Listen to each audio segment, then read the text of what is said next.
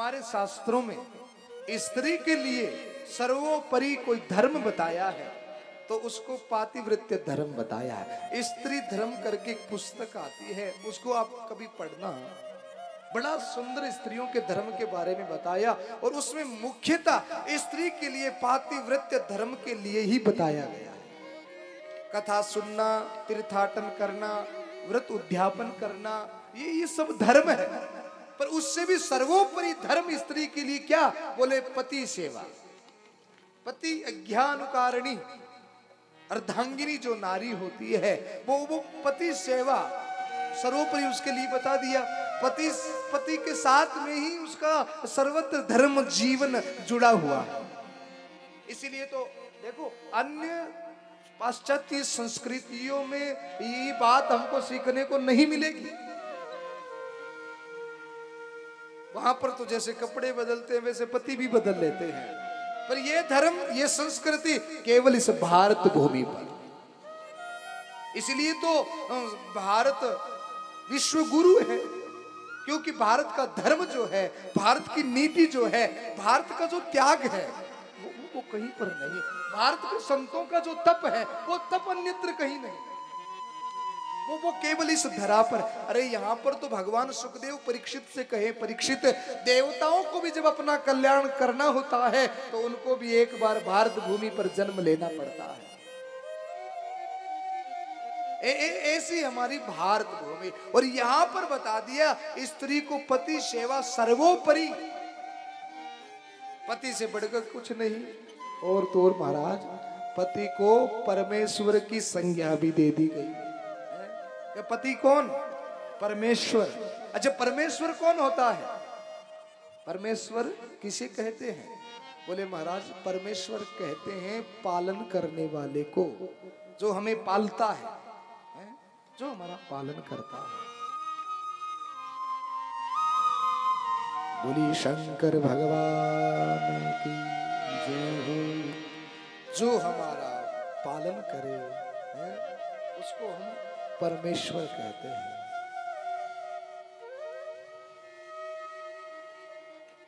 पालन करता, और स्त्री का पालन करता उसका पति होता है। पति को परमेश्वर कहा गया है। यहाँ पर पति सेवा को सर्वोपरि बता दिया। पति चाहे कैसा भी हो, वो स्त्री के लिए पूजनीय होता है, स्त्री के लिए सर्वस्व होता है। पति के बारे में इतनी महिमा सा है, देखो ना भाई, जड़ोसी दुर्भिलोसी दुरोगीशा।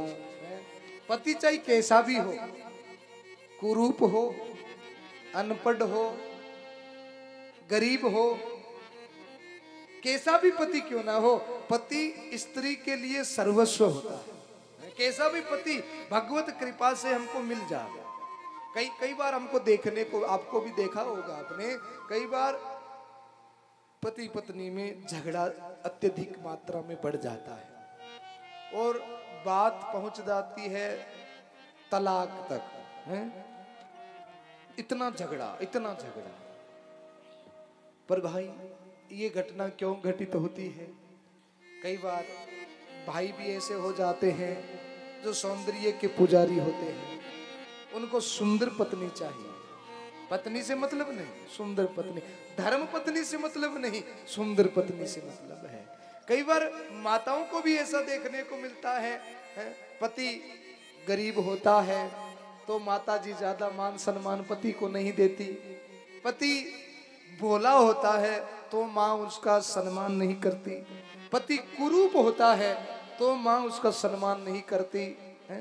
ध्यान देना माताओं, जो ऐसा करते हैं ना, उन माताओं को कहीं पर भी धर्म के मार्ग में छूट नहीं मिलती।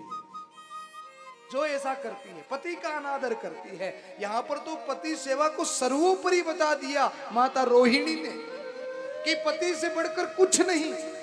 श्रीमद् भागवत प्रमाण है। पति सेवा को सर्वो, कैसा भी पति हो, गरीब हो, कुरूप हो, मंद बुद्धि हो, कैसा भी क्यों ना हो, स्त्री के लिए वो सर्वस्व होता है। पति सेवा से ज्यादा यहाँ पर कुछ नहीं बताया। और आज रोहिणी उसी पातिव्रत्य धर्म का पालन कर रही है। कैसा भी पति वो पालन करता है। पति का आदर करना, मान सम्मान करना, पति की सेवा करना, ये स्त्री का धर्म बनता है। पति की आज्ञा का पालन करना। हाँ, और ध्यान रखना, जो स्त्री पति आज्ञाकारी नहीं, पति सेवा करने वाली नहीं, तो कथा सत्संग सुनने से भी फिर कोई ज्यादा फायदा नहीं है।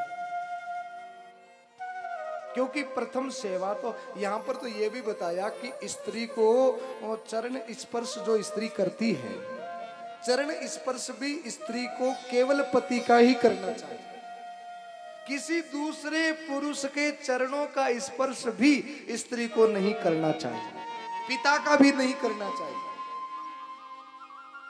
और कोई पिता को अपनी कन्या को पांव छूने नहीं देना चाहिए।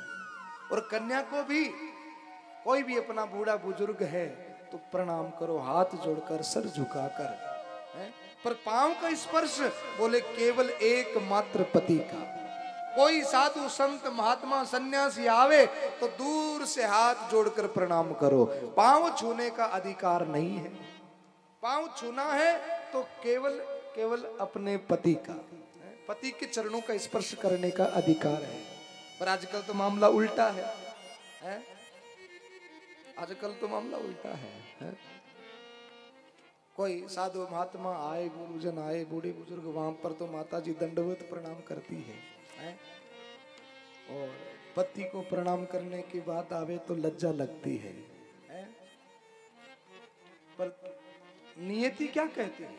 नियति कहती है स्त्री को केवल पति को ही प्रणाम करना चाहिए। पति चाहे कैसा भी हो, उसका आदर मान सम्मान करना चाहिए, पति को ही प्रणाम करे। हाँ, एक जगह पर छूट भी बताई है, कैसा भी पति हो स्त्री उसका अपमान न करे, त्याग न करे। एक जगह पर छूट बताई, पति सेवा तो स्त्री के लिए सर्वोपरि बता दी। मैं अक्सर सुनाया करता हूँ, हमारी एक बार सांडवा गांव में कथा चल रही थी, तो एक माता जी बीच में ही खड़ी हो गई और उसने मुझसे कहा, बोले महाराज आप तो बड़ी पति सेवा किए जा रहे हो। अब एक बात बताओ, अगर कोई पति सेवा कराने वाला न हो तो उसकी सेवा कैसे करे? मैंने कहा माता जी मैं समझा नहीं, क्या बात है? बोले महाराज मेरा पति रोज रात को दारू पी के आता है, एक टक्का कमाता नहीं, हमेशा दारू में ही चूच रहता है, पैसा कमाता नहीं, फिर दारू पी के मुझे और मेरे बच्चों को मारता है, गंदी गंदी गालियां निकालता है? और आप कहते हो पति सेवा करो, पति सेवा करो। अब ऐसा पति हो तो महाराज क्या कैसे सेवा करे? मैंने कहा सही कह रही हो माँ, ऐसा पति हो तो सेवा कैसे की जाए? बोले महाराज मैं तो फिर भी करती हूँ। मैंने कहा तू धन्य है, ऐसा तेरा पति कमाता नहीं, गालियां निकालता है, दारू पीता है, और ऐसे पति की तू सेवा करती है? बोले हाँ महाराज सेवा करती हूँ, पर मेरा सेवा करने का थोड़ा सा तरीका अलग है। मैंने कहा कैसे? बोले महाराज सुबह झाड़ू से करती हूँ और रात को भूकड़ी से करती हूँ, बेलन से करती हूँ। सेवा दोनों टाइम होती है बराबर, पर सेवा करने का मेरा तरीका थोड़ा सा अलग है। तो ऐसे पति हो तो उनकी सेवा ऐसे ही की जाती है। यहाँ पर छूट भी बता दी, यहाँ पर श्रीमद् भागवत में छूट बता दी कि पति कुरूप हो, गरीब हो, निर्धन हो, अनपढ़ हो, भोला हो, वो पति परमेश्वर है। पर हाँ अगर पति दुष्ट है, पापाचारी है, नशा पता व्यसन करने वाला है, दुराचारी है, ऐसे पति का अगर स्त्री त्याग भी कर दे तो कोई पाप नहीं लगता है। ये छूट दे दी। ऐसा पति हो तो छोड़ दे तो भी कोई दोष नहीं, कोई पाप नहीं, कोई दिक्कत नहीं महाराज। पर गरीब जानकर, निर्धन जानकर नहीं भाई। स्त्री के लिए पति सेवा सर्वोपरि होती है। और देखो ना आजकल गांव गांव, नगर नगर, घर घर की एक कहानी हो गई। आपको हर गांव में, हर नगर में एक आध ऐसा केस मिल ही जाएगा। बोले महाराज फलानिये के छोरे का ब्याह कहा था, बींदनी छोड़कर चली गई।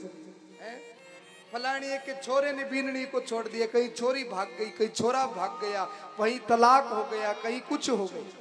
रोज हो रहा है ये। एक आध दिन में ऐसी एक खबर कहीं ना कहीं से आ ही जाती है, रोज ऐसा सुन रहे हैं। देखो ना, इसको भी लोगों ने फैशन बना दिया। आजकल लोगों को शर्म नहीं रही। अरे ये पति पत्नी का रिश्ता कोई साधारण थोड़ी होता है। अग्नि के साथ में, अग्नि की साक्षी में 7 फेरे लिए, ब्राह्मण ने वेद मंत्र पढ़े। अरे तुम केवल उस पति का अपमान नहीं कर रही हो, पति केवल पत्नी का अपमान नहीं कर रहा है, तुम उस पवित्र अग्नि का भी अपमान कर रहे हो, तुम उन वैदिक मंत्रों का भी अपमान कर रहे हो। जो देवता तुम्हारे विवाह में साक्षी थे, तुम लोगों ने उन देवताओं का भी अपमान किया है। और जो लोग ऐसा करते हैं वो जीवन पर्यंत कभी सुखी रह ही नहीं सकते, कभी सुखी नहीं रह सकते। अच्छा, ये घटनाएं क्यों घटित होती है? आज से 30-40 साल पहले यहाँ पे खूब बूढ़े बुजुर्ग लोग बैठे हैं, मैं उनसे पूछूं, आज से 30-40 साल पहले आपने कभी ये सुना था कि फलानिए के घर पे तलाक हो गया?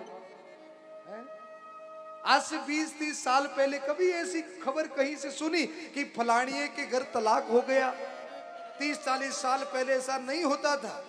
पर अब जो ये नवयुवान पीढ़ी आई है, मानो एक फैशन सा बन गया है। न तो समाज की शर्म, न रिश्तेदारों की शर्म, कोई मान प्रतिष्ठा का भान नहीं साहब, के सामने अपना जीवन बना लिया। और ये क्यों होता है ये भी मैं आपको खुले शब्दों में बता देता हूं। ये क्यों होता है? देखो ना, पहले के लोग ब्याह करते क्या चीज देखकर? बोले वो न तो धन देखते थे और न ही वो रूप देखते थे, वो देखते थे केवल मान और प्रतिष्ठा। वो लोग देखते थे कुल, वो लोग देखते थे इज्जत, कि जिस घर में हम बेटी दे रहे हैं उन लोगों की मान प्रतिष्ठा कैसी है, वो लोग इज्जतदार है कि नहीं। वो लोग देखते थे संस्कार, कि जिनके घर में हम बेटी दे रहे हैं उन लोगों में संस्कार है कि नहीं, उनके घर में धर्म है कि नहीं। पहले धर्म देखते, संस्कार देखते, इज्जत मान प्रतिष्ठा देखते, कुल देखते। और आजकल सच सच बताना, आजकल क्या देखते हो? आजकल सबसे ज्यादा ध्यान रहता है कि बीननी तो लाए पर थोड़े अच्छे घर की आए, हैं, खूब दान दहेज मिले, पैसे वाला कोई संबंधी जुड़े हैं। और जिसका ब्याह हो उनको ये मतलब नहीं होता कि मेरे जो पीछे पत्नी आए, पति मिले, वो गुणवान हो। आजकल हम लोग गुणों के उपासक नहीं, आज के युवान, हमारे युवान भाई रूप के उपासक हो गए, सौंदर्य के उपासक हो गए। और ध्यान देना भाई, जो सौंदर्य के उपासक होते हैं ना, सुंदर देखकर जो पत्नी लेकर आए हैं, महाराज गुण तो सदा सर्वथा बढ़ते रहते हैं पर सुंदरता दिनों दिन घटती रहती है। ध्यान देना, गुण हमेशा बढ़ते हैं, घटते नहीं है। और सौंदर्य, बोले सौंदर्य दिन रात घटता ही घटता है। पहले की जोड़ियों को उठाकर, आपके घर में दादाजी, बाबा जी, मामा जी होंगे, उनकी जोड़ियों को उठाकर देखो, कितनी अटपटी सी जोड़ियां हैं, बाकी आज भी उनके अंदर प्रेम कम नहीं हुआ है, आज भी प्रेम बढ़ रहा है। क्यों? क्योंकि वो गुण देखकर लाए थे, सौंदर्य देखकर नहीं। पहले की जोड़ियों को उठाकर देखो, हैं? भाई साहब तो मोटे ताजे हैं और माता जी दुबली पतली है, फिर भी दोनों में खूब प्रेम है, हैं? भाई साहब बिल्कुल अनपढ़ है, कक गगड़े भी नहीं आता, और माता जी पढ़ी लिखी है, फिर भी दोनों में प्रेम है, जोड़ी निभ रही है, हैं? भाई साहब काले कलूटे हैं और माता जी बिल्कुल गोरी चिट्ठी है, फिर भी दोनों में प्रेम है, फिर भी प्रेम घटा नहीं। क्यों भाई? कैसे? बोले महाराज वो गुणों के उपासक हैं, सौंदर्य के उपासक नहीं है। आजकल तो छोरा छोरी माँ बाप की मानते ही नहीं है। आजकल तो ब्याह करते, पहले तो ब्याह होता तो माँ बाप फाइनल कर देते रिश्ता और बच्चों को स्वीकार होता है। बच्चे पहले देखने थोड़ी जाते थे, है? ऐसे ही माँ बाप ने कर दिया और उनको स्वीकार था, और वो जोड़ियां आज तक निभ रही है। और आजकल जब रिश्ते होते हैं तो महाराज माँ बाप पहले बच्चों को दिखाते हैं, बोले भैया हमारे तो बच्चा पसंद है, पर थोड़ा सा बच्चों को आपस में दिखा देते हैं। आपस में उनको दिखाया जाता है, फोटो दिखाई जाती है, मिलाया जाता है, बात कराई जाती है, फिर उनको 100 बार पूछ के संबंध किया जाता है। और उसके बाद में भी 4-6 महीने तक, आजकल तो इतनी सुविधा हो गई, मोबाइल पर भी गपशप होती रहती है? दिखा के ब्याह किया, मोबाइल पे भी बातें की, 6 महीने तक संबंध रहा, और ये क्या ब्याह हुआ 2 महीने के बाद में रिश्ता टूट गया। ऐसा क्या हो गया? हमारे अंदर बौद्धिक क्षमता कम हो गई, हमारे घरों के संस्कार कम हो गए। कितनी पीढ़ियों को पानी लग जाता है, क्या हमने पहले देखा नहीं, पहले समझा नहीं? कितने बुरे संस्कार हैं। और महाराज केवल ये होता है, सौंदर्य के जो उपासक होते हैं, जिनको सौंदर्य चाहिए, वो सौंदर्य देखकर लाए, गुणों को देखा नहीं, और वो सौंदर्य, वो धन ज्यादा दिन रहता नहीं साहब। बाकी स्त्री के लिए पातिव्रत्य धर्म से बढ़कर कुछ भी नहीं है। पति चाहे कैसा भी मिल जावे, और पति सेवा सर्वोपरि है। कई बार माताएं हमसे शिकायत करती है, बोले महाराज आप केवल माताओं को समझाते हो, कभी भाइयों को भी समझा दिया करो। हैं?